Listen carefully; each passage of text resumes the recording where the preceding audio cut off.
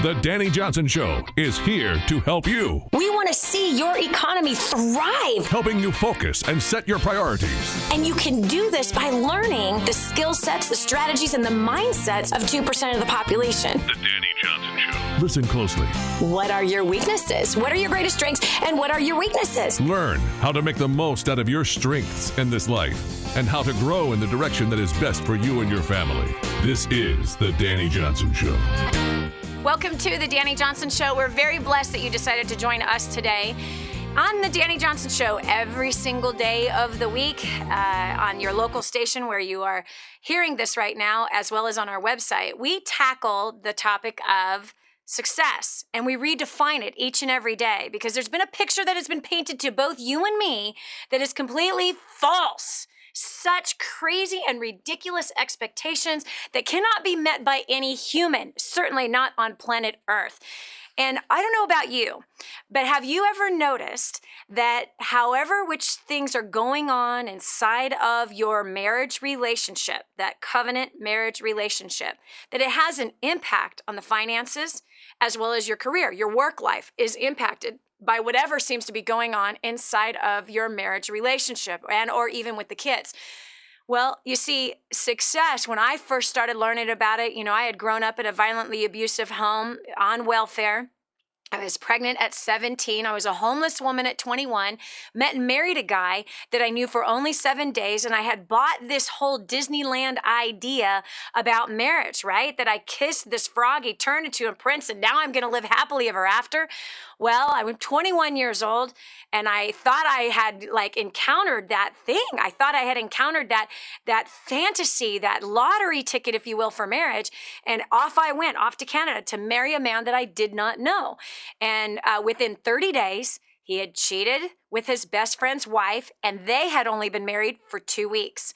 Within another couple of months, I found myself homeless with $2.03 to my name, a $35,000 debt of which he racked up the credit cards for me. Awesome. He had no credit, he had no money, but boy, was he good at trying to sell me a story that somehow he was in money and he had all these businesses and he had all these wonderful things that were on its way. Just that, they just hadn't transacted yet. And here I bought it hook, line, and sinker, and then get a phone call. He lets me know that he had gone off to Japan to work with a business idea that he had, and he had an investor. And while he was there, he decided to move in with some blonde model. Yeah, and said, "You're on your own, kid." I'm like, what exactly does that mean? I quickly found out that meant that, my bank account was gone. My credit cards were maxed out. I had no way to pay for rent, and I became a homeless woman in the month of December, that time of year where it's supposed to be full of merry and joy and parties. Yes, I was a homeless woman. And I was drowning, not only in sorrow and despair, but in debt and drugs and alcohol, as well as all kinds of sexual immorality. I was sleeping around. I was certainly the town whore, and certainly not proud of those facts, but that is where I was. And so obviously my mind was a bit tainted concerning marriage, but man, it was incredible how this thing fell apart for my marriage, and now my business was completely falling apart, and I was embezzled at the same time. Thankfully, I heard a voice tell me to pick up my mat and walk, and I did so. And I started a business from the trunk of my car in a payphone booth. In my very first 45 days in business, I generated $18,000 in income, which was far more than I was making as a cocktail waitress.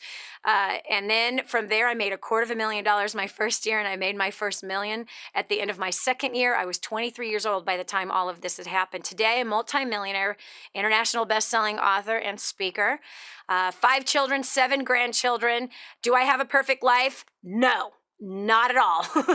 And why do we do this show? Because there are some major fallacies concerning success. And one of them that I bought a long time ago was, if I just believe, then everything's always going to be wonderful. And that if I meet the right people, then I will always be successful. And I'm never going to have a bad day. And everything's always going to go great. And as long as I follow this formula, everything's always going to work out.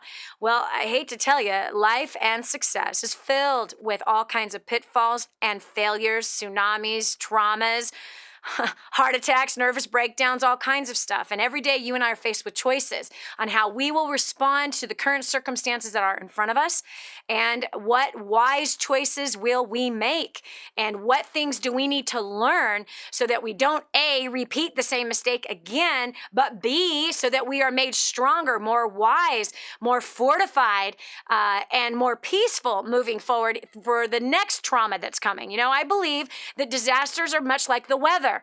Depending on what part of the world you live in. Well, if you live anything like in Texas, the weather here is a bit schizophrenic.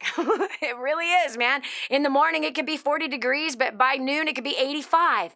It's just the way that it is. Some days it's freezing cold during the winter. Other days, it feels like it's summer.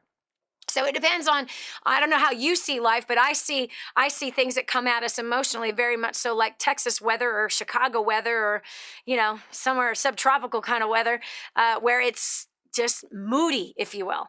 And we all have to learn how to deal with those changes of season and changes of weather and different things that happen in our lives, right? Giving birth, having babies, to adolescence, it's different season, to what? To, the teen years, to the adult years of your kids, that your kids are now adults and they get married and they bring people home and oh my gosh, you know, all these crazy things that happen. At the end of the day, success has got to include healthy relationships in the midst of a toxic world that we're in, because those relationships at home really do make a difference in our earning power and in our work life, as well as our community life. It makes a difference of our spiritual life, our emotional life, our mental life, our physical life. And so every day on the Dani Johnson Show, we're tackling one particular area of your life and redefining success in that area, because those areas bleed into other areas. So one of the areas we're going to talk about today is concerning your relationship, your intimate, significant relationship with that significant other, i.e. your wife or your husband. And if they're not your wife and your husband, maybe you should think about making them your wife or your husband, or you need to think about maybe breaking it off. But let's tackle this, because if you're single, this show actually applies to you. I think you're going to learn something about false expectations, and maybe you might be believing in the idolatry of marriage, and that idolatry of marriage actually could set you up for failure in finding your mate, and once, or not, like never finding that mate, or that once you do, you fall in the same pit that the rest of us has fallen into, with these false hopes, these false expectations of something that is absolutely just not the norm, that is absolutely not even close to what it is supposed to be. So where did you get your idea of marriage, right? Was it from your parents? Was it from Disney? I think most of us, through all of the media that we watched as kids, the music we listened to, the books that we read, the stories that we heard, as well as this. Last night, I'm posting a bunch of pictures on Facebook of our family. We had just had our friend here in our studio, John, is a photographer also on the side, and he took some pictures. I had all 5 kids at the home, all in the same day. Miraculous. And all 7 kids in the home all on the same day. So right away, I'm like, this is a moment we have to get a family photo. And we did. So I was posting a bunch of them yesterday on Facebook. And I didn't want anyone to get the wrong idea. You see this picture of us, and as I was looking at this picture of us, you see everybody's smiling, everybody's happy, my husband is cuddling with me, right? Everything looks wonderful. And I know I have fallen in the trap that when we see a married couple, we see their family, you know, one of a couple of things goes off in our head. One of it is, oh, they look so happy. Well, of course they do. They're smiling for a family picture. Duh. Right? And we begin to imagine what we think their relationship is like. We begin to kind of fantasize, and if we don't have that relationship that we're fantasizing about, then we feel like, gosh, did I marry the wrong person? Am I ever going to be happy? Am I ever going to be fulfilled? Is this ever going to work? Am I ever going to be like them? Or you look at that picture and you think it's completely hopeless, that they got lucky, you didn't, and now you have to dredge and thread through this lifestyle of what? Pain and suffering until death do us part. I've been there. I've looked at that. And that's why when I posted these pictures, I said, don't get the wrong idea. We are far from a perfect family. We are far from a perfect marriage. We have messed up countless times, and we continuously make mistakes. We are human beings. We have a few tools that we have that help us to move through the hard stuff, because life has hard stuff in it. And you and I were designed to succeed At the end of the day, as long as we don't quit, we're going to come out on the other side of this thing. And sometimes it's hard, sometimes it's easy, sometimes it's wonderful and blissful, and sometimes it's like the season I'm walking through right now, where it is challenging. It is absolutely challenging, and there's new territory, new terrain that we are not familiar with, that we're trying to walk on and work out and figure out. Very different having adult kids versus the kids that are in your home that you have authority over. And hey, these are the rules, and if the rules aren't followed, there's consequences. The choice is yours. What would you like, consequences or blessing? That's all yours, babe. But yeah, so throughout our lives, and in fact, I want you to look at this too, that we have expectations on a lot of things in life. I remember when I started in business, and I started learning about succeeding. I don't know, for some reason, I thought that once I bought this business that bam, I'm going to be successful just because I started a business, that somehow I'm going to be successful. No, and I think it is the same for marriage for many of us, that, we're going to get married and bam, everything's going to be great. We're going to be happy. It's going to be awesome. It's going to be flowers and, breakfast in bed and lots of wonderful sex and no problems. We literally have this kind of false picture, this false expectation. Then we exchange vows and bam, the reality comes. And unfortunately, too many people quit in the midst of the journey. And unfortunately, in a lot of cases, finances is the reason why people end up quitting. And then in some other cases, because of all that frustration and the expectations not being met and the wrong expectations of what? Heaven, right? Being married to Jesus Christ. Hello? No, being married to a perfect person that will never have a bad day, married to a person that will never, ever, look at you cross-eyed, say something wrong. They're never going to have a hormonal moment and have a bad attitude. But no, that somehow we think that we marry this person, it's going to be perfect forever and ever and ever. And for the rest of your life, you're going to feel like the day you exchange vows. There couldn't be something further from the truth. So we're going to poke the holes and look at the reality picture so you know where to set your expectations correctly so that you don't set yourself up for anger or rage or malice or vengeance or self-destruction, but that you set yourself up for success by having a realistic picture of what it actually really is. I have never met a marriage yet that doesn't have challenges. And when I actually go through the best success book ever written, there isn't a single relationship in that Bible that was perfect. Not a single one. Not a single family that did not have what we call today dysfunctional. You might have a biblical family and not even know it.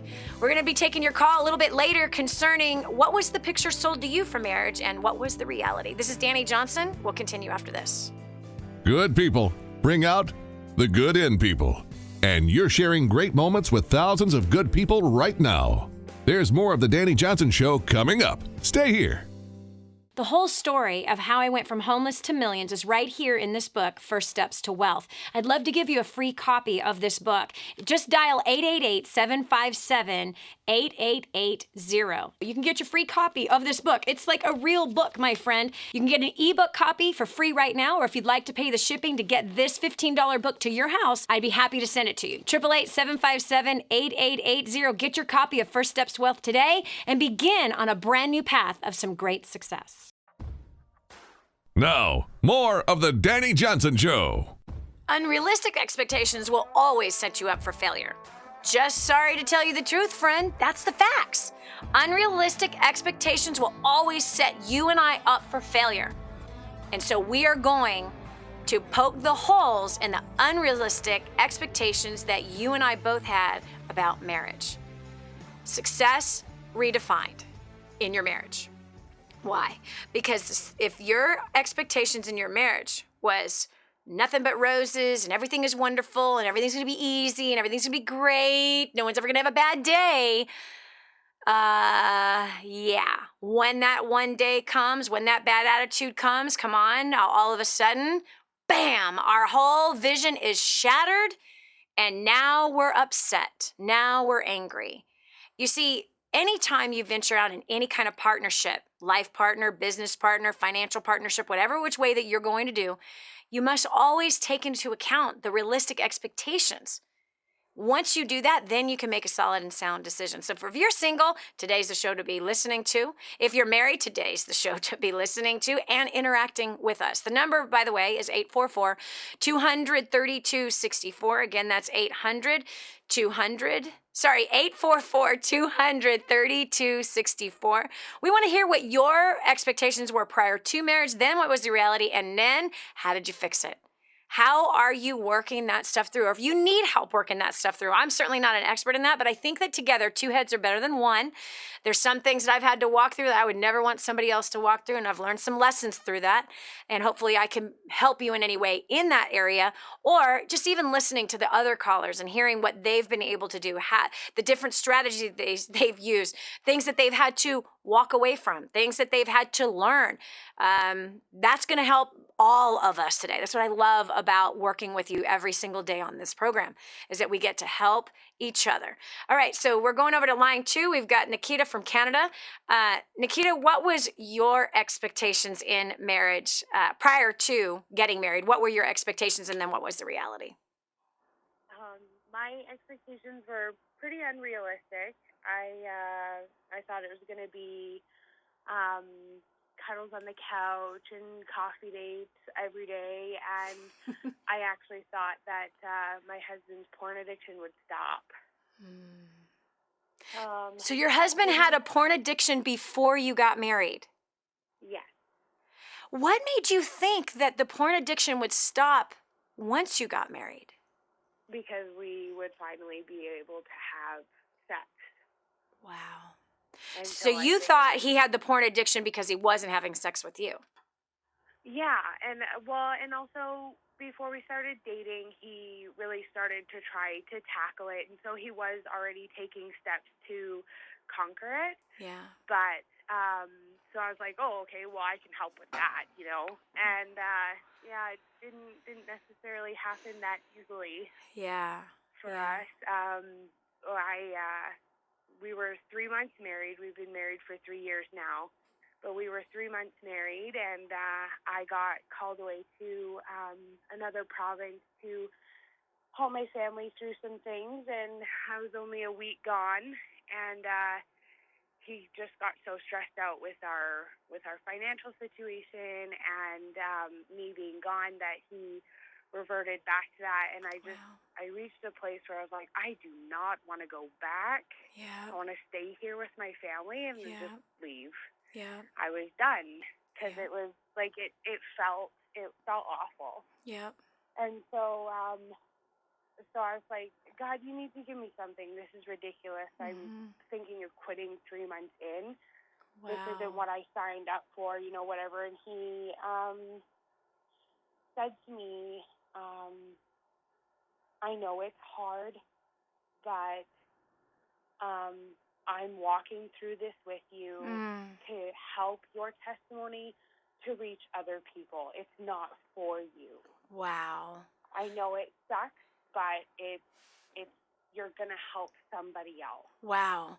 Okay, so Nikita, I got to dig a little bit deeper in this. Now we only have about 30 seconds before I cut to a break. How did it feel to find out that your husband was back in pornography?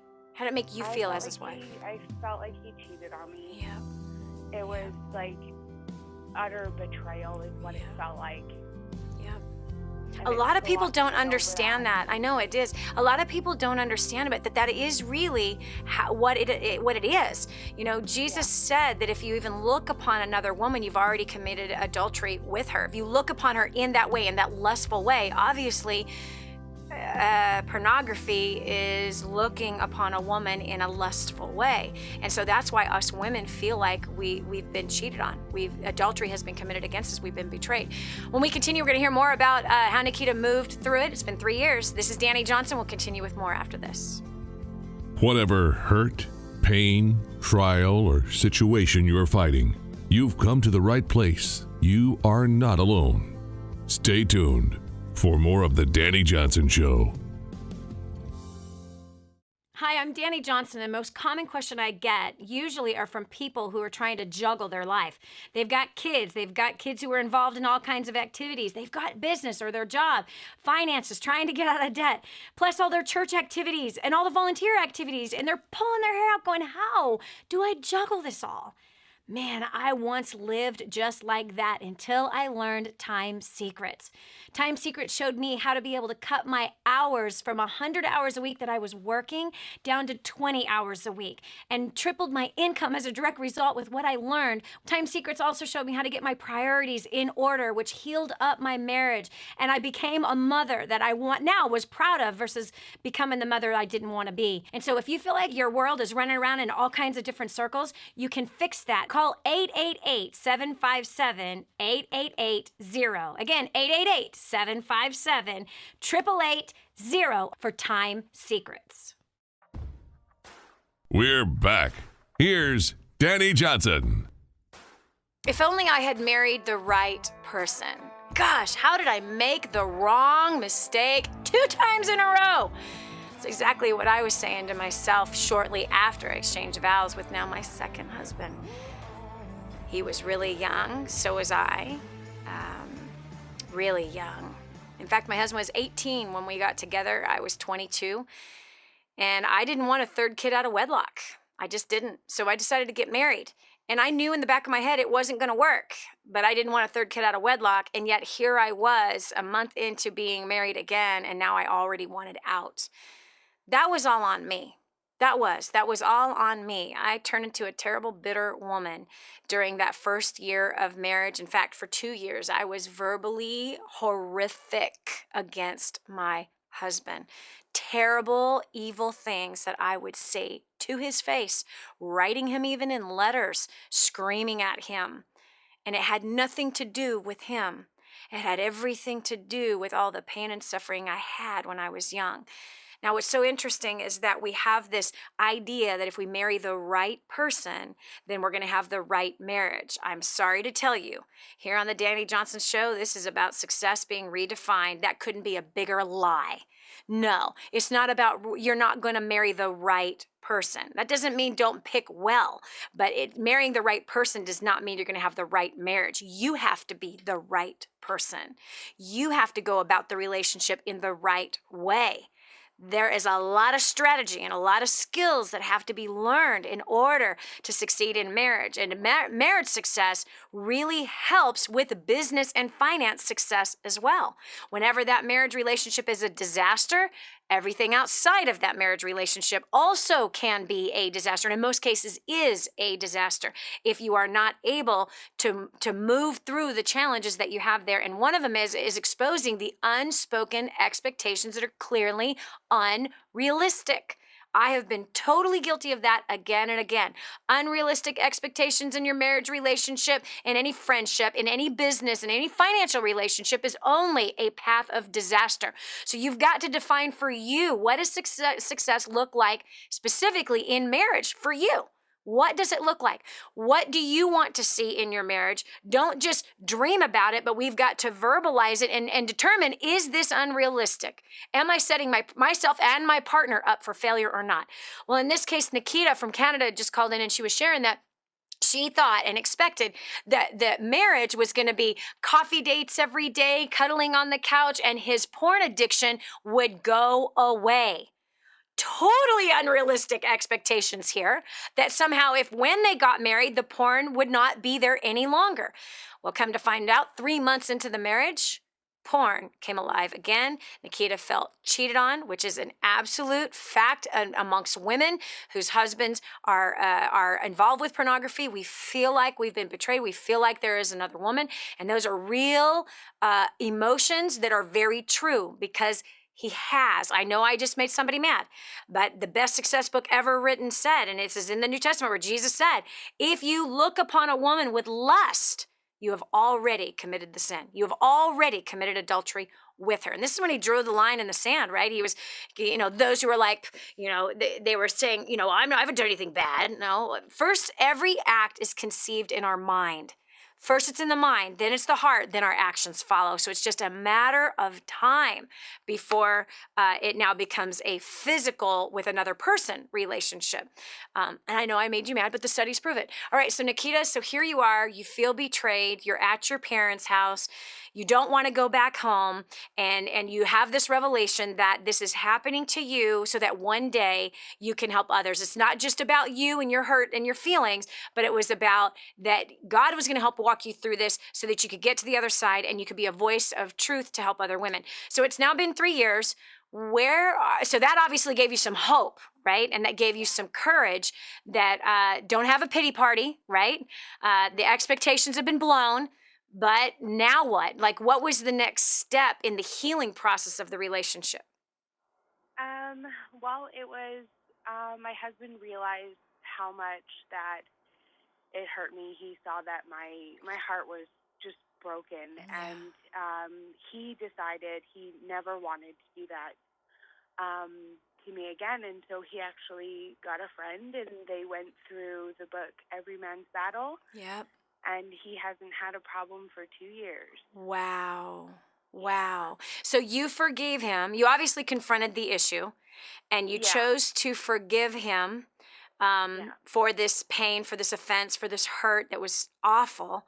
And so in that process of forgiveness, I believe that it's forgiveness that causes somebody to walk out in repentance. Do you know what I mean? And that's what caused your husband to go, oh my gosh, she's forgiven me. She's not leaving me. She's not abandoning me here. But she has forgiven me for this. And that caused him to want to go and get help. And so that's awesome. Yeah. So expectations now of marriage would be what? Communicate.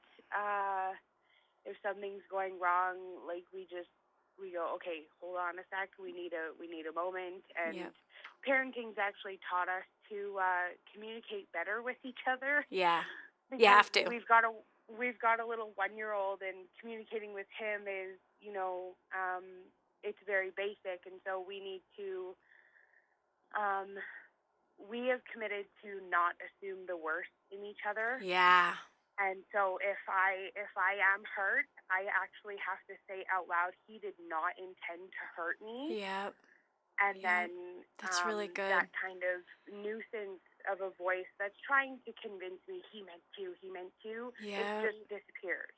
That's awesome. And so then we can tackle the issue, and I confront him by saying, okay, I know you probably didn't mean to hurt me, but this is how I feel. Yep. Yep. Man, that's really good, Nikita, because that's very true. And it is important. And many of us, no matter who we are, the wife or the husband, we can get into our head that this person is purposely, pointedly, intently trying to hurt. And the fact is no, that person loves you.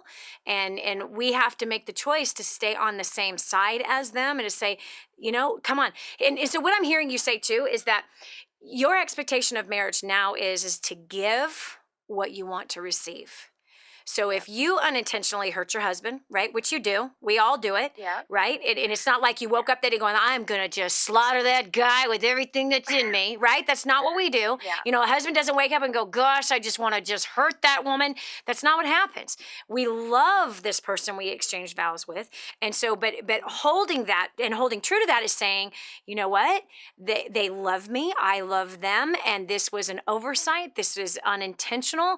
This is not, something in their heart that says, I want to hurt them. And so it's about, let's communicate what is hurting. And that creates the boundaries of like, can we just not go there? Can we just not talk about that? Can we just, you know what I mean? So it creates, communication rules, if you will, that both can abide by. And I appreciate you. You're 3 years young in a marriage, and you've already learned to give what you want to receive. That if and when the day is that you screw up really, really, really, really bad, and you will have those days, that you want to receive forgiveness for that screw up. You want to receive unconditional love for that screw up, and you would want him to stand on the truth of, she loves me, and I know that she purposely, intently did not in a bad way try to hurt me. but that she is for me and not against me. And man, does that level the playing field altogether. Good job. Proud of you, girl. That's really, really, really important. Okay, we've got April in Florida. April, what was your expectations of marriage before you got married and then the reality? I'm actually not married. You're single. So what are your expectations of marriage? And where did they come from? Well, they definitely changed over the past year. I was in a relationship for over 4 years. I'm a single mom, and he wasn't sure if he wanted to be a dad or not. And that's not a bad thing. That's not a bad thing. You know what I mean? I mean, that he was wise to look at his life and just say, I just don't know if I can raise somebody else's child. Everyone has strengths and weaknesses. Everyone has their own individual desires. That doesn't mean that he's a bad guy, that he's not ready to be a father. But I have a question for you, April. Before we cut to this break, I got this question for you. Were you sleeping with this guy in those 4 years? Yes. Ah, which complicates everything now, doesn't it, April? Yes. Yes, yes. And now we've become very intimate. We've combined our flesh with another human, which made it one flesh. Now you have this expectation that he needs to be the father of your son. We even got engaged. And, Lord have mercy. And he still wasn't sure. Oh my gosh, girlfriend. Okay, hold the line. I got to get deeper into this story because again, we're out there like hoping that something's going to change, right? We are. It's like he's communicating. I'm not sure that I want to be a father. I'm not sure I want to be a father, but boy, you're pulling him in with that sex, girl. Come on, you know you want me as your wife. This is Dani Johnson. We'll continue with more expectations poked. Let's talk about reality for life and success. You can't be the old person you used to be and the new person you want to become. Let go of the past and hang on for what's new and exciting and about to come into your life. Stay tuned to The Dani Johnson Show. There's more to come. I'm so blessed that I found what is in Grooming the Next Generation for Success.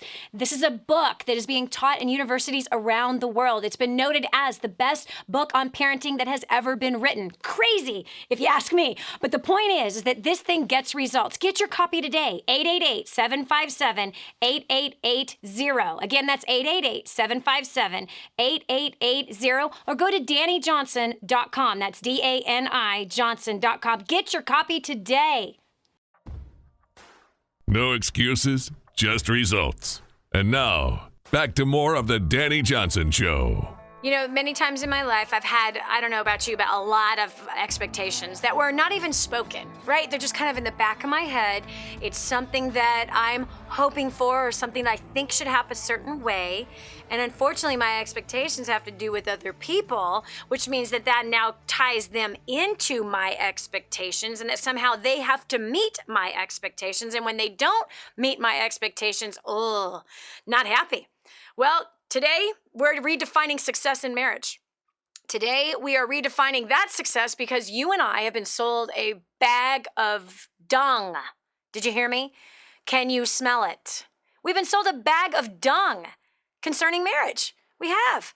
Oh, yes, Disney, Kiss the Prince. Oh, yeah. Everything's going to be wonderful.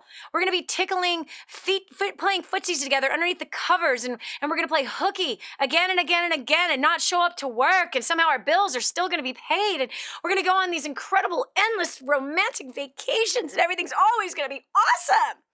And yet, while you were dating, before you ended up married, all the signs were showing something else. That's exactly where April found herself in Florida. Yes, 4 years in a relationship with a guy who kept sending her signals that he wasn't ready to take on her son. She's a single mom, not ready to be a dad, not ready to be a dad, not ready to be a dad, but somehow secretly she was hoping he was going to change his mind. April, what were you thinking? He kept saying it, but then his actions, he actually proposed in Disney World, actually. Wow. And so I thought, okay, well, he's going to change, and now he's changed his mind, but he kept saying, no, I'm not ready. Wow. So I did. I bought that, oh, it's just going to be all fairy tales and things are just going to magically get better. And we're going to get married and it's going to be perfect. Wow. Yeah, that didn't happen. Yep. So then God finally told me, he said, you need to break up with him and you need to leave him. And so I did. And now my expectations are completely different for what I'm looking for. And you're looking for clear communication, right? So, I mean, he was telling you he wasn't ready, but he was also trying to woo you, and love on you. I believe he loved you, but he wasn't ready to be a father. And again, that's nothing against the man. That's a good thing that he could communicate that and let you know up front. But isn't it incredible how we get it into our heads, especially those of us that believe in miracles and all that kind of stuff, sucker for good stories, that we think somehow that it's going to change, it's going to change, it's going to change. And it's just simply not going to change. So you didn't marry the guy, right? Right. And you left him, which is awesome. What is your expectation now for marriage? Definitely looking for someone who's ready to be a dad. Yeah. And willing who wants to put God first in the marriage. Yeah. And work into it, not just, ignore everything. The obvious white elephant in the middle of the room. What's your son's name? Well, actually, I have twin daughters. Oh my gosh.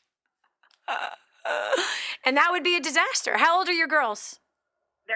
They're 8. Okay, April, I want you to consider this, all right? You got 10 years left with your daughters, and that's it. You got 10 years left. You know what I'm going to say. You know exactly what I'm going to say, don't you?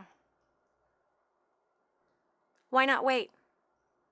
You're still going to be young. You still have your whole life ahead of you. You have 10 years. You're a single mom. Bringing another man into their life and them having to share their mother with another man. They already have a situation where they have to share. Do you know what I'm saying? But just pray about it. Consider not getting married until after they're gone. And you really just devoting your time to your daughters, and giving them the best possible life that you possibly can, and also informing them that, you know what, after you guys are grown and you're on with your own life, that will be the time where I will consider dating and perhaps get married one day.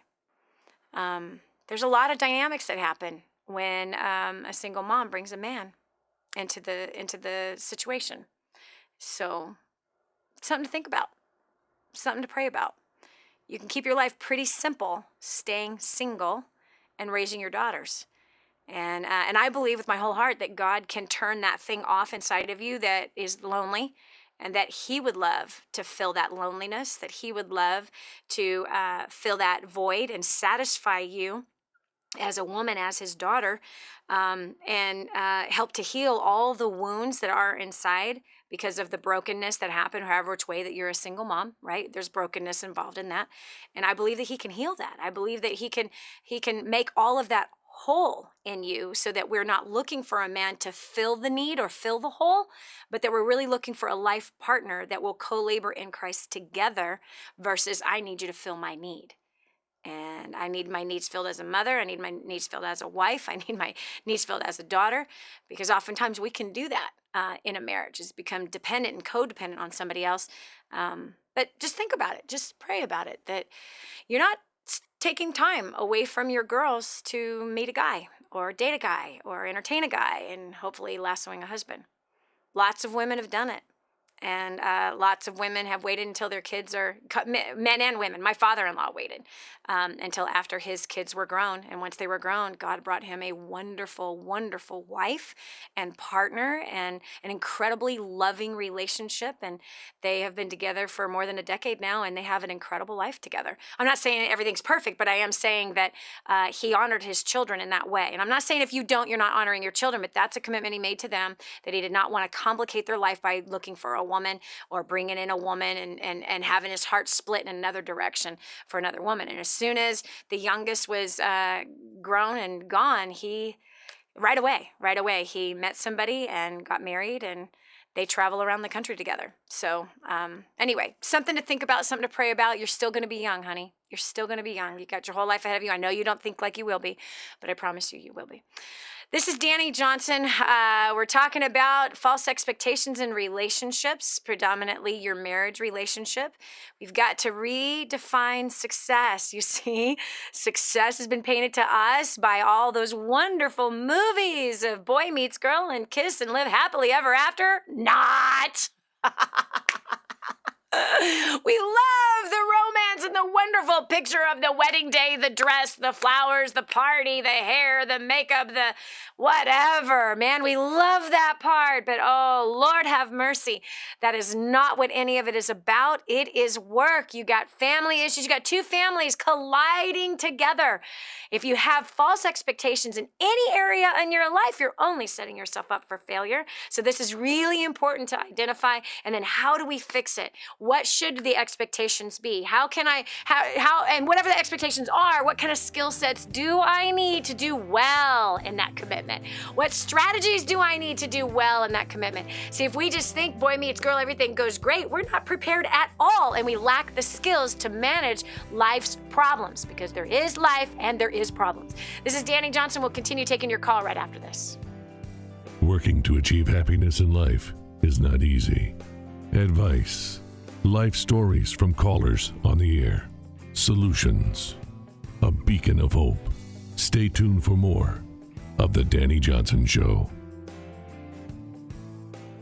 I just heard this amazing story. One of our clients had written us telling us that they had used job domination and unlimited success and has absolutely exploded their career. He said, Dani, I don't know where I'd be today without job domination and unlimited success. Listen, do you want more recognition from your coworkers? Do you want to be recommended to people all over the world? Do you want to be somebody that is highly sought after? Listen, if you're in a dead-end place where this gentleman found himself, but then learned new strategies and changed everything in his work life, and obviously this has resulted in higher bonuses and pay raises, you're next. 888-757-8880. Get your copy of Job Domination right now. 888-757-8880. Again, 888-757-8880. Job Domination. That's what you need. It's time for you to dominate the job market and break through the rut that you're in. We all have questions. What is it that hinders me, stopping me from getting to where I want to go? Find the answers on The Dani Johnson Show. You can't reach for anything if your hands are still full of yesterday's junk. Keep moving forward with Dani Johnson. So that you can get to the destiny that you're after. There is another way to live, my friend. There is. This is The Dani Johnson Show. Welcome to Hour 2 of the Dani Johnson Show, where we are redefining success. Everyone has a destiny, and everyone's destiny is unique unto themselves. Just as the hairs on your head are numbered, your thumbprint, your thumbprint is your own. You own your own DNA. No one else on the earth is like you, and neither is the destiny that is set before you. And with your destiny comes a path of success to get there. But unfortunately, that path has been shaded, graffitied, all different types of ideas that you've been learning, hearing, different images that you have seen throughout your life that tells you what it's supposed to look like. Well, we're here to poke that sucker in the hole. We're here to set that poster on fire. And why? Because most of it's filled with a bunch of lies. That's why. You see, you've been taught that if you marry Mrs. Right, then everything's going to be great, or Mr. Right, then everything's going to be great. Lie. There's a reason why the vows say what they say, in sickness and in health, in richer or poorer. Hello, until death do us part. That should have been a sign right there. Because when boy meets girl, things are wonderful, things are blissful, the dating process is wonderful and blissful, the wedding day, some of it is blissful and wonderful. Yeah, no, but what challenges are you going to incur from that point forward? Hello? Sickness, perhaps, or good health. Riches, perhaps, or poverty. How we respond in those down times, those valleys, right? Those traumas. the hardships, the disagreements, the different, the collision of thought processes, the collision of living together that comes together, not to mention the in-laws. Lord have mercy. Okay, all a collision. And how do we work it out? How do we work it out? So false expectations of marriage, where did they come from? Where did you get yours? What was your expectation of marriage? What was the reality? How have you been able to move through and get to the other side? We're going over to Bonnie in San Diego. Bonnie, welcome to the Dani Johnson Show. Hey, how are you? Good. Welcome to the show. Thank you. Yeah, okay, so before I got married, or when I got married, I was pretty sure that it was going to be a partnership, that no matter what went wrong, the better for worse, all that was really going to play into the marriage. Okay, but hold on a second. What does a partnership mean, though? Let me just stop you right here. What does a partnership actually mean? Think about this. I got to tell you, I'm guilty of something. I have to tell you this because right when you said this, it's a partnership, and right away I went, you know, a lot of people have an expectation of a partnership of do it my way. True. The partnership means that you are going to yield to me. The partnership means that I have this idea and you are going to support it. The partnership means that I want to go do X, Y, Z and you have to come with me to do X, Y, and Z. I'm sorry to tell you the truth, but that's a lot of people's idea of a partnership. Right. Was it yours? So, well, yeah, actually, partnership, I thought we were going to work together, but then I found that it was mostly based on what he wanted to do. But wait a second. It's what he wanted to do, but also, Bonnie, you had something you wanted to do. I had a really good role model. My parents were married 54 years before my mom passed away, and they had told me that there's rough. So I really thought that it was a give and take. Yeah. And I didn't know that it would be more giving than taking. I wanted something back until my tank just ran dry after 20 years, and I couldn't do it anymore. Wow.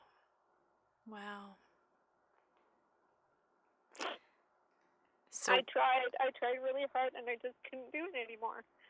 It's you give and you follow and you do everything you can, and I just wanted somebody who would work through that. right. And when times got really tough and we lost everything in bankruptcy and we had to walk away, my whole thing is we can rebuild this. We're smart people. We can really do this. Yep. And he wasn't willing. Instead, he just wanted to stand. I felt like I was drowning, and he was like pushing me under more, just trying to save himself and not really care about me or the kids because, you know, we were drowning. I wanted somebody who would swim alongside of me because I knew we would hit shore. Yeah. But he wasn't willing to swim. So, Bonnie, I've got some really pointed questions I have to ask you. Was there abuse, any form of abuse in the marriage? Yes. Okay. That's what this really is about, honey. What kind of abuse was in the marriage? Verbal. And there was times I was put in positions that nobody should ever be put in as a wife. I was used almost as bait for things that he would want. Yeah. That's abuse. Yeah, that's abuse. That's abuse. Were you sexually abused by your husband? Indirectly, yes. Yeah. I was used as bait for his desire for whatever it was, for pleasure. He would dress me up how he wanted me to, and then basically we would go out, and he would try to get me to attract other people. Wow. That is sexual abuse. That is sexual abuse. Bonnie. Yeah. Your expectations of a partnership were warped, honey. No one should ever put up with abuse, ever. And the reason why you got to the place where you felt like you were drowning is because you were. And your hope for him to come and stop abusing you was humanistic instead of godly. Oh, yeah.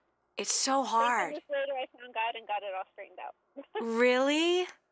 Oh, really? Yeah, when finally able to get out of the relationship, it took me 6 months before I could find who I was. And it was in a day of prayer where God showed me really who I was again. You're smart, you're beautiful. And I was so excited because it was like finding me again. Yes. And I went to share this with him because we were still talking at the time. And he's like, oh, now you're Miss Wonderful. I mean, he just totally put me down, but it was so different. I realized now who I am in God's eyes, Yes. and it didn't matter anymore what he said. Yes. And so I was able to go, well, okay, that's what, you don't see it. Well, too bad, bye. Yeah. You know, and it was good. And I got to start to rebuild my life on the way God saw me instead of how he told me I was. Yes. And that has changed my life. Yes. Knowing who you are in Him. Absolutely. Versus your identity was in the expectation of 54 years of a successful marriage that your parents had. Correct. Your expectation was that because your mom and dad met in the middle, then therefore your marriage is going to meet in the middle. Right. And unfortunately, let me ask you something. Let's go before the marriage. Before the marriage, during the dating process. Were there any signs there that this would not be a co-mingled, labored relationship, but that it was his way or the highway? Yes. Yes. Yes, but I had at one point when I was younger, I'm like, I'm never going to get married. By the time I was 25, I was wanting, oh my gosh, I'm never going to be married. Mm-hmm. And so I think I had the little time clock cooking in my head because I was 29 when I married him. And so you compromised. You compromised. Absolutely. I know now that's exactly what I did. Yeah. It's without a doubt, I know that. And Yeah. that's not something that I'm doing anymore. Amen. And no woman should, no man should compromise. No man, no woman should compromise those important ideals. And I'm really proud of you. And Bonnie, I am so sorry that your husband sexually hurt you like that, and that was inappropriate to use you as bait to go attract other people, to use your beauty. I know you had to have felt almost like a prostitute in some way to feed his pleasure. And it's amazing to me how we human beings can somehow submit to that when we have this goal and this expectation that is completely unrealistic. That this is what it means to be married, and this is what I have to do in order to succeed in marriage. And marriage doesn't mean that you completely lose yourself and that you lose your morals. But that marriage is to be that we protect our morals and we stand strong. So looking back, what would you say to the woman who's in that place right now, right? She's in that relationship. It's been, 20 years, just like it was for you. At what point do you feel like you should have walked out of this situation and gotten help for yourself so that he could get help for himself? Well, the thing that's really cool along the way, once I did get away from it, God showed me the avenues that he gave me to leave. All the years before. I found out at that point, excuse me? All the years before, you're saying that God gave you ways out and you didn't take them. I didn't realize it till after I was gone. Wow. Like I said, I think there's a really big gap there. It has to be like you need to get out for at least 6 months before you can really start seeing things clearly. Mm-hmm. But God showed me paths and avenues that he gave me to get out, but I didn't. And that's when I realized the power of free will. Yes. It was my free will based on the marriage that my parents had that I stayed in that relationship when God had showed me the way out. And I refused to do it because I wasn't going to fail. Yeah. That's where I was shown the power of free will over God's will. And it was pride. It was pride. To get me out of that situation. Yes. But my own will kept me in it. And that was something I had to deal with afterwards and deal with the pain of that. Yes. But I walked through it. Yes. And the bottom line, the root of that free will and the choice of saying, I am going to succeed in this and I am not going to quit and I don't care what it takes, that was pride, right? My goal is my parents' marriage. You are not your mother and he was not your father. Period. That's true. period, right? But it is at the very core of it, we hold on to this humanistic goal higher than the knowledge of God. And look at that. I love your story. It brings tears to my eyes that he showed you, he tried to deliver you out of that bad situation for a number of years, and your pride and your own will kept you in that ridiculous place, holding out for the miracle, holding out for the change. And yeah, so the miracle and the change was that he delivered you. He delivered you.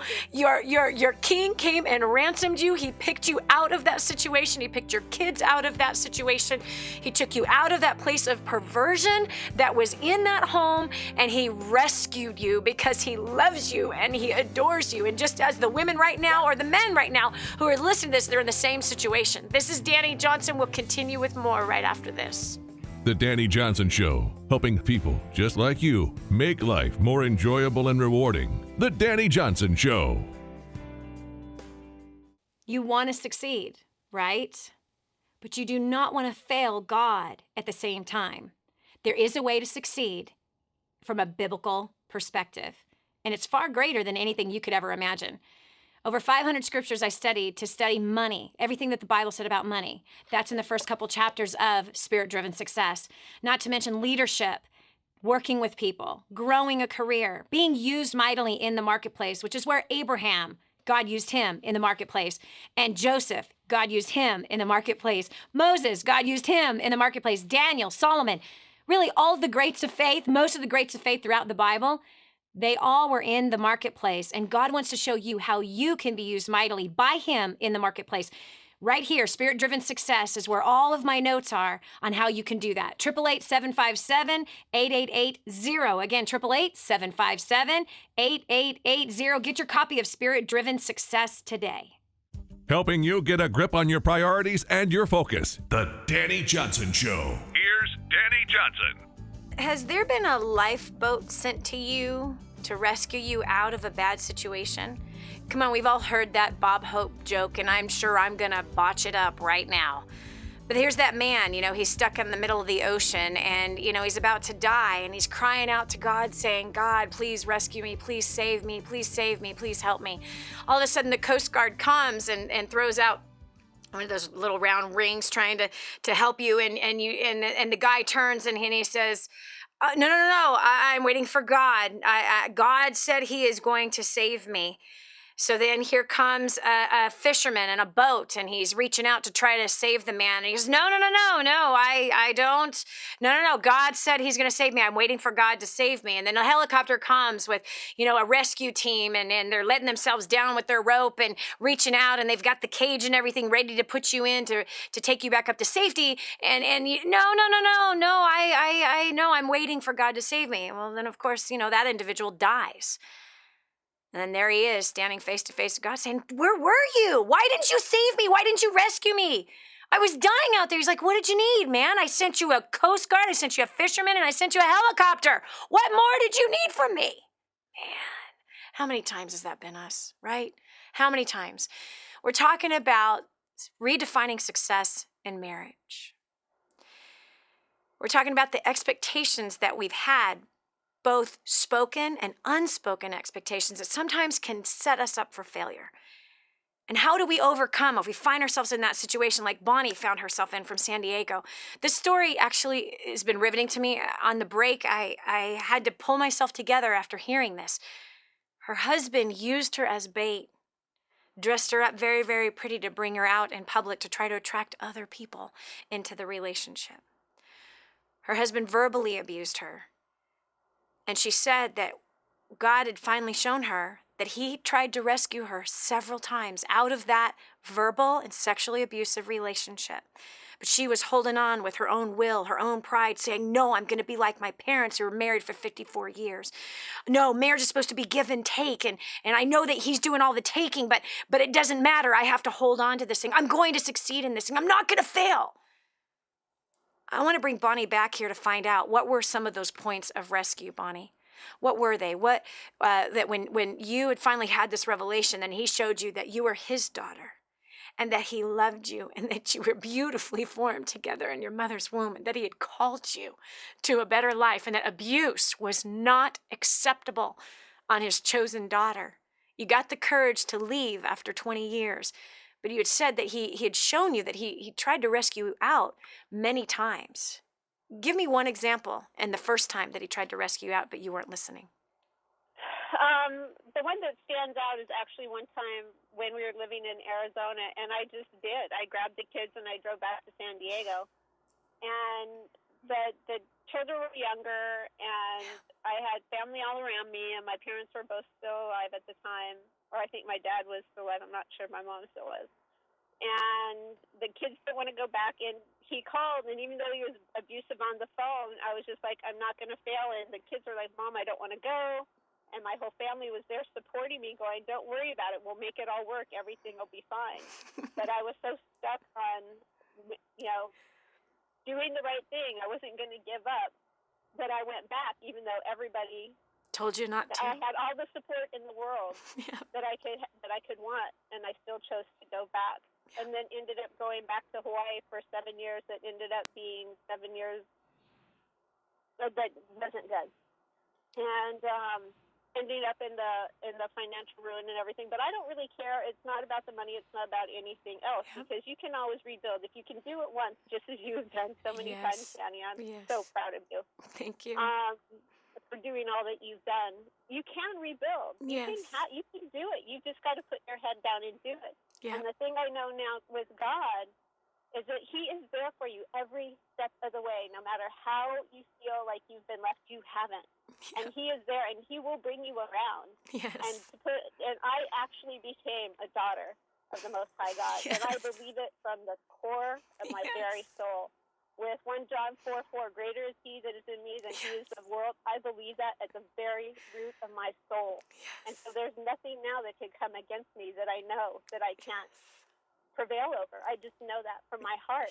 But that took really digging into my relationship with God. And that's the foundation of what I live on now. Yes. And the fact is that, he says that every thought that exalts itself higher than him has to be torn down. And you exalted the expectation of you being your parents higher than his truth, and allowed yourself to be abused for all those years, but he rescued you. I can't imagine how that feels today. Please hold the line, because I want to get into that. What does it feel like to be there today? This is Dani Johnson. We'll continue with more after this.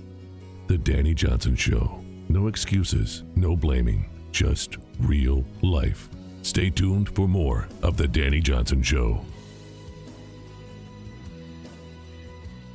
Call now, 888-757-8880. I'm going to send you our report on how to feed your family on $100 a week. Get this hot thing in your hand now, and you can begin to save hundreds of dollars just on your food bill. No clipping coupons, no way. I'm talking about simple little things that still, even my position, I'm still able to feed my family on $100 a week or less. You are going to learn how to do the same thing. 888-757-8880. Call now. Get your copy of this report. Giving you the playbook to design your life. This is The Dani Johnson Show. And now, here's Dani. Sometimes our morals can cause confusion in our lives until death do us part, right? That we're going to stay married forever. And that really is what our covenant is. That's what we're supposed to do. You can't succeed in anything in life unless you make that commitment. At the same time, we cannot control other people. You see, when I got married after knowing a guy for only 7 days, I didn't know the guy. I was dumb, all right? I got married on a whim. It was stupid. I was young. I was blind. I was impressionable. I was foolish in every way of the whole word, capitalized and bolded. But see, I made a commitment that day until death do us part. Unfortunately, my husband did not make that commitment, and I didn't know that he didn't make that commitment, but what proved that he didn't make that commitment is within 30 days, actually within 2 weeks, he brought a woman to our apartment right there in Canada and said, hey, I don't know how you feel about this, but would you like to join her and I for some fun? And I looked at her, I looked at him, and I said, what exactly do you mean? He goes, you know what I mean. I said, no, thank you. That's not my idea of marriage. 2 weeks later, he cheated with his best friend's wife, and they'd only been married for 2 weeks. 3 months later, he was living with another woman. I cannot control the decisions that my husband made. And unfortunately, when we hold on, and again, I literally, like, as soon, I actually caught my husband in this adulterous relationship, a month after we were married. And this is what I said: if you confess and you tell me the truth and you tell me everything, I will forgive you and I will stay and we will work this out. And I did. He told me everything. I forgave him. We stayed together, only to end up with all of my finances completely gone. If I had left as soon as that time had happened, again, 2 weeks into the marriage, it was very, very clear that his idea of marriage was not monogamous, that his idea of marriage was multiple partners and freely having sex with whoever he wanted to have sex with. Marriage meant nothing. So, that was one sign 2 weeks into it. Then 2 weeks later, he's in a relationship, cheating on his best friend. Gosh, terrible. But I still say there was something in me because of my moral conviction of I got married, I'm going to stay married, I'm going to hold on to that. And we can hold on to something sometimes that is abusive, that is destructive. Joining me now is Bonnie. She found herself in a very same situation. Bonnie, you left this sexually abusive relationship, this verbally abusive relationship. You had the support of your children, you had the support of family years earlier. You did the same thing. You stayed. And then it turned into 7 years of ruin, including a bankruptcy, right? Worse, things Right. getting worse, okay? It escalated and continued to get worse. But now you're on the other side, and you said you know that you are a daughter of the Most High God. How does it feel to live in your shoes right now versus what you lived in for 20 years with all that confusion that you were living in to what you live in today? Tell me how it feels, because there's somebody listening right now that's going through what you went through, and they need that hope. Do you know what I mean? This is the Coast Guard coming to the guy that's drowning. Do you understand? Yeah. Tell them, So, how does it feel to be where you are today? oh my gosh, it's so amazing because it's like this giant weight is lifted off of you when you begin to realize that the way that God loves you is so pure, and there's nothing that can ever interfere with it. There's nothing that you can do wrong that he won't forgive. Yes. You start really learning about yourself. And when you learn about yourself and how Christ sees you, you begin to realize that it's really not about you. Yes. And when you begin to realize it's not about you, then you can go about doing what God has put you on this planet to do, which is to help others. Yep. And so if by me telling my story or whatever I need to do to get other people to understand that relationship with Christ is the most important thing in your life, and once you have that, the rest of it is so much easier. Yep. Perfect, no. Easy, yes. Yes. I would say anything that I would come against now, I deal with a great deal of grace and mercy because I know he's given that to me. And it's an awesome life. Yes. Is everything perfect? No. But you know what? I can find pretty much a silver lining in anything that approaches my day on a regular basis. Yeah. Because God is in my life. Because I have a relationship with God. It's not about religion. It's totally about relationship. Yep, absolutely. Amen. I'm so proud of you, Bonnie. I am so, so proud of you. And I believe that you have a voice and a message. I believe that your story is one that has to be told, one that should be shared, one that needs to be heard. I believe that you are a ray of hope for people in twofold. One, clinging to something that you didn't even realize was destructive, coming out of it through the revelation of who you are in Him and how you live that out today, and the freedom, the breath of fresh air that you live with each and every day versus the pain of that oppression, the pain and the confusion. You said it best. I'm drowning and he's pushing my head under the water. And once you realize that you are loved by one much greater, so much so that he laid his life down for you, nothing can separate you from his love. And his perfect love casts out all fear. And your identity is in the right thing versus your identity being wrapped up in the success of marriage. I love it. I love it. You're a blessing. Thank you so much for sharing your story today. God bless you. Thanks for being here. We're going over to the phones on Jeff. Jeff, what was your expectations of marriage and how did that all work out? Well, I've been married twice, and I got married at a really young age, and I never was really talked to my parents or about anything. It was just kind of they had been married for so many years. They've now been married for 38 years. Wow. And I always watched them fight and make up, or, it was one of those deals where I thought when I got married, through thick and thin, we would just totally get along, and we would work it out. And I was basically abandoned on my first marriage. I had no idea why she left. And it took like 15 years for me to finally figure out what truly happened. But, the expectation was no matter how hard it got, or no matter, what we dealt with, we would always pull through. And it was like the very first or second sign of trouble, she was out the door. And, I always had to promise myself I was going to get married. I was never going to get divorced. Yes. And that was pretty devastating to me. Yeah. It was really hard for me to trust anybody because I knew this person. Wow. And, we come from a very similar background. We went through, middle school and high school together. It was very, very young, very, very stupid for getting married.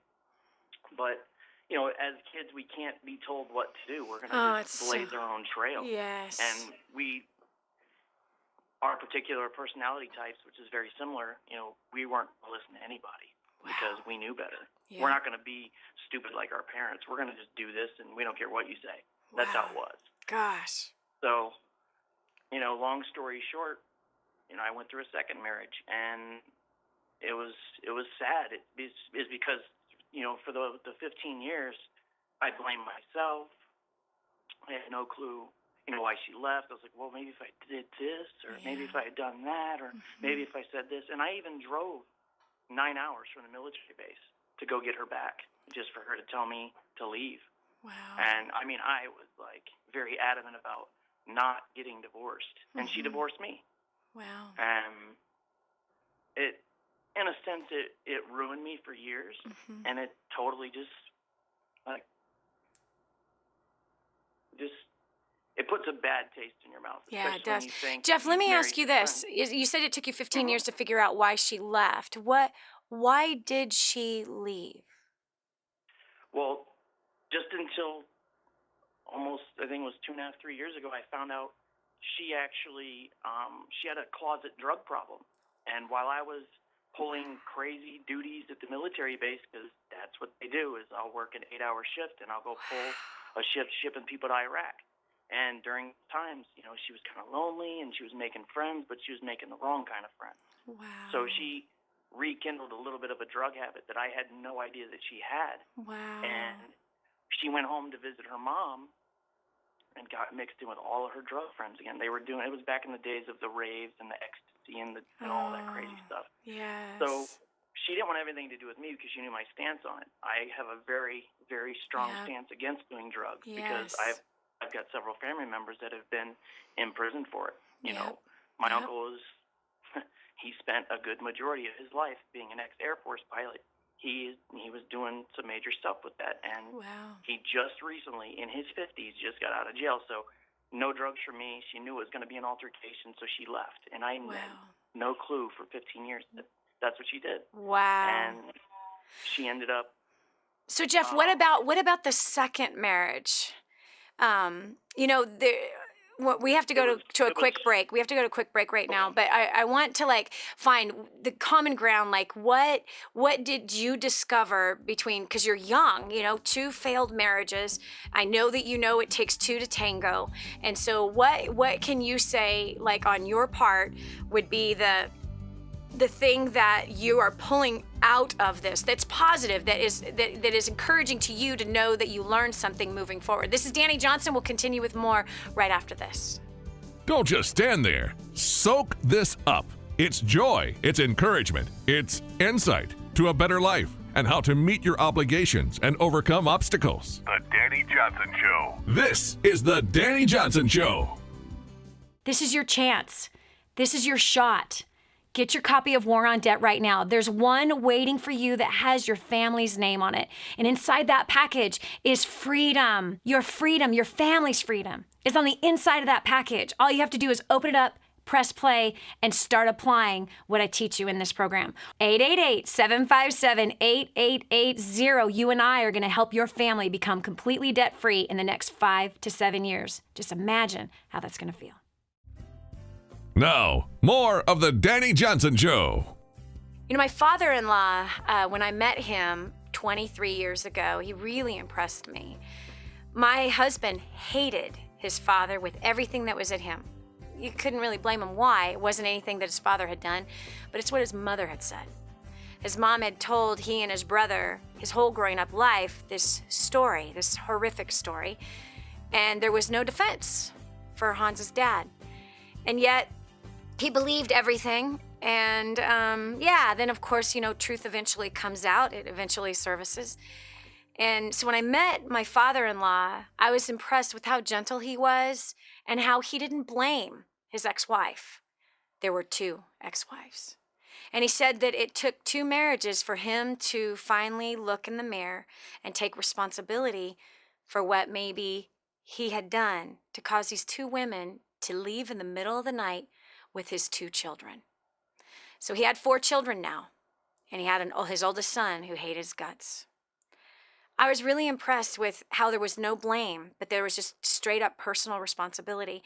And then, of course, I would listen to my mother-in-law, who did nothing but blame, nothing but curse the man that gave her the children that she bore. I then sat with my husband and I said, honey, you need to kind of think about this.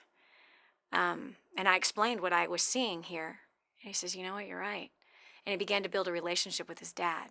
He has a tighter relationship today with his father than he does with his mother. His dad started fresh with his adult son because he wasn't able to raise a son because the mother took off with the kids and, kidnapped them, actually. It's a long story, but the point is that if we've suffered through 2 marriages, we know that it takes 2. I know that there's bad circumstances that happen, and what we just finished hearing from Jeff, that his wife, that he married when they were young, they were together since they were in the 7th grade, that, he didn't know about a drug problem, and she up and left with this drug problem, knowing that it would be over if Jeff had found out about it.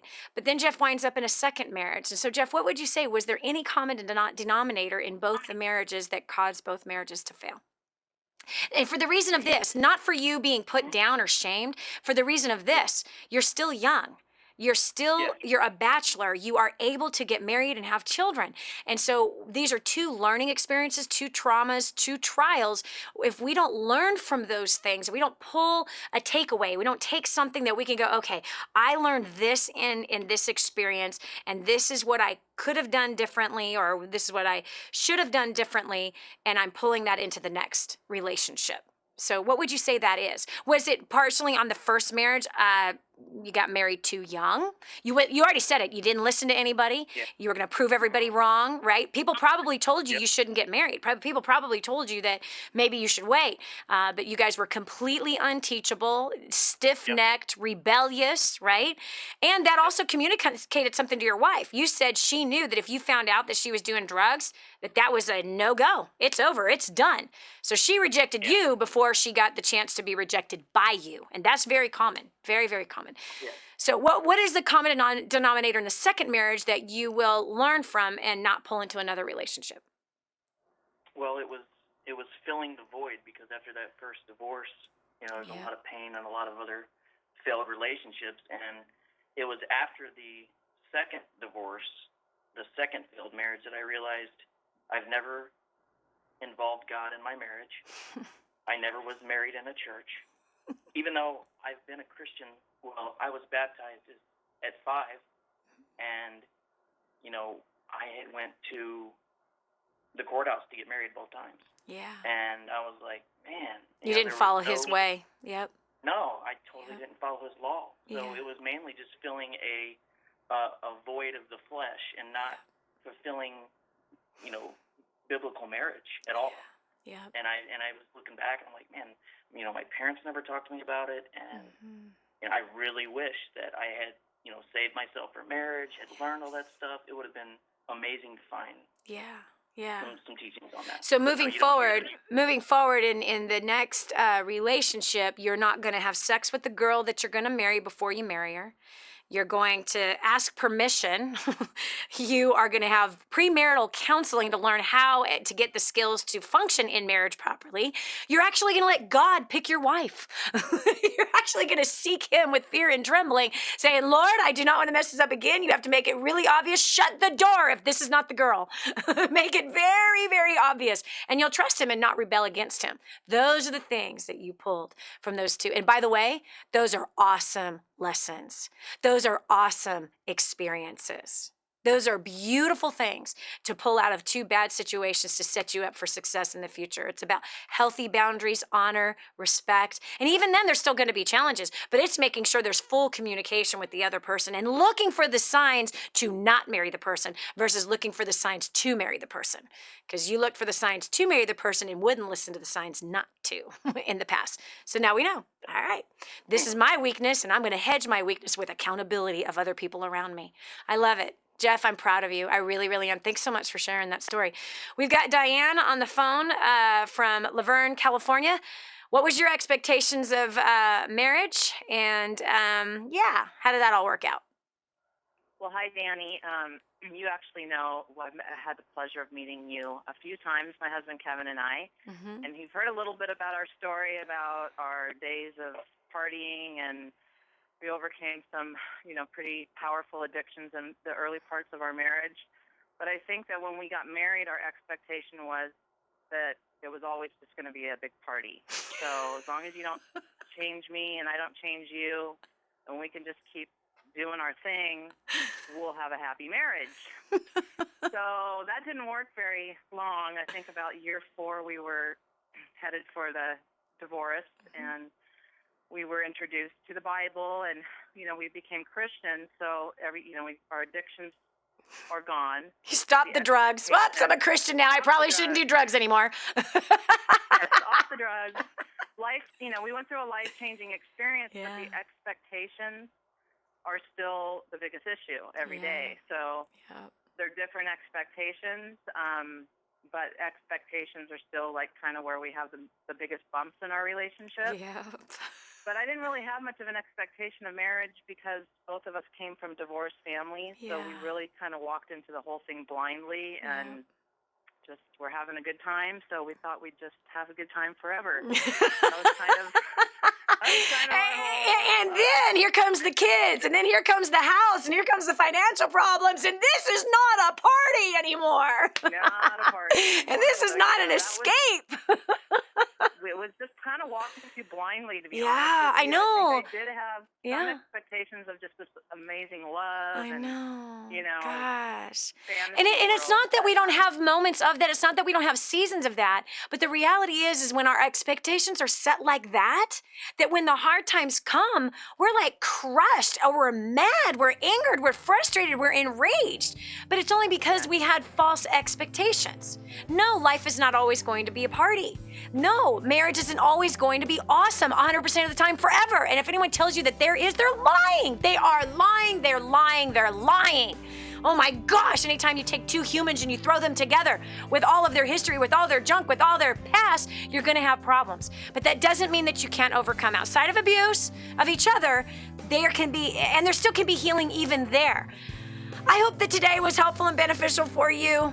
Redefining success today was about marriage because marriage affects finances, business, and everything else. I hope you have a great day. We'll talk to you tomorrow with another exciting topic. God bless you. Have an awesome one. We welcome you to join us right back here again. Until then, make the most of life. You've been listening to The Dani Johnson Show. I remember being homeless and broken in every way, and being overloaded with financial pressure, the pressure that I was a failure, the social pressure, everything that I felt like was crashing down on top of me. And at the same time, I felt so alone until I learned the strategies of first steps to success.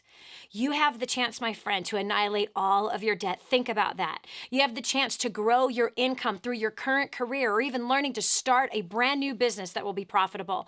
You also have the chance for learning how to motivate the people that are in your life that are driving you crazy, and how to have significant breakthrough, not only spiritually, but physically, financially, and socially, and business-wise.